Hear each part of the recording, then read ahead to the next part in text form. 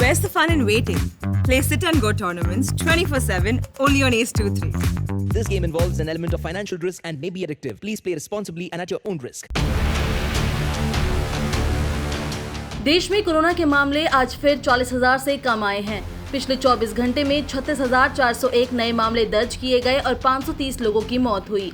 भारत में active case की संख्या 3,64,129 है, जो कि पिछले 149 दिनों में सबसे कम है। वहीं रिकवरी रेट की बात करें तो ये 97.53% है। पिछले 24 घंटे में 39,157 मरीज कोरोना से ठीक हुए हैं। वीकली पॉजिटिविटी रेट 1.95% है, जो कि पिछले 55 दिनों से 3% से नीचे है। डेली पॉजिटिविटी रेट की बात करें तो ये 1.94% है। ये पिछले 24 दिनों से 3% से नीचे है। केरल में कोरोना वायरस संक्रमण के 21,427 नए मामले सामने आए हैं। लगभग 60% केस सिर्फ केरल से सामने आए हैं। महाराष्ट्र में जीनोम सीक्वेंसिंग के लिए भेजे गए 80% सैंपल में कोरोना के डेल्टा वेरिएंट की पुष्टि हुई है। महाराष्ट्र में पिछले 24 घंटे में कोविड-19 के 5,132 नए मामले सामने आए और इस दौरान 8,196 लोग कोरोना को मात देकर ठीक हुए हैं, जबकि 158 लोगों की मृत्यु हो गई है। उत्तर प्रदेश की बात करें तो यूपी में पिछले 24 घंटे में कोविड-19 के 35 नए मामले सामने आए और 34 लोग डिस्चार्ज हुए। सक्रिय मामलों की बात करें तो इसकी कुल संख्या 419 है। कल कोविड से एक व्यक्ति की मृत्यु हुई है। अब देश में कोरोना वायरस के केस में उतार चढ़ाव के बाद कोरोना के डेल्टा वेरिएंट ने टेंशन दे दी है।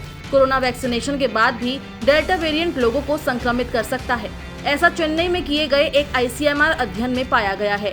कोरोना वायरस के डेल्टा वेरिएंट को लेकर कहा गया है कि ये वैक्सीन नहीं लगवाने वाले लोगों के साथ साथ उन लोगों को भी संक्रमित कर रहा है जिन्होंने वैक्सीन की दोनों डोज ले ली हो।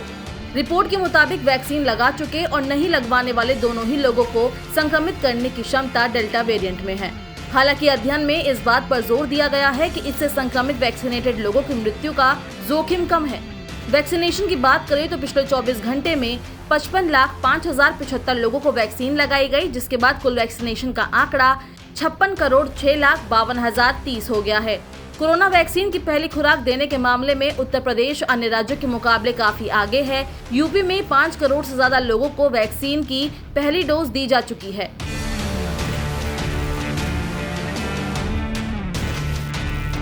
डेल्टा वेरिएंट ने देश में ही नहीं बल्कि विदेश में भी अपने पांव पसारे हैं। अमेरिका में कोरोना के डेल्टा वेरिएंट का खतरा बढ़ता जा रहा है, जिससे निपटने के लिए अब अमेरिकी सरकार ने ये घोषणा की है कि 20 सितंबर से सभी देशवासियों को बूस्टर खुराक दी जाएगी। अमेरिका में तेजी से फैल रहे डेल्टा वेरिएंट के कारण मरने वालों का आंकड़ा तेजी से बढ़ रहा है।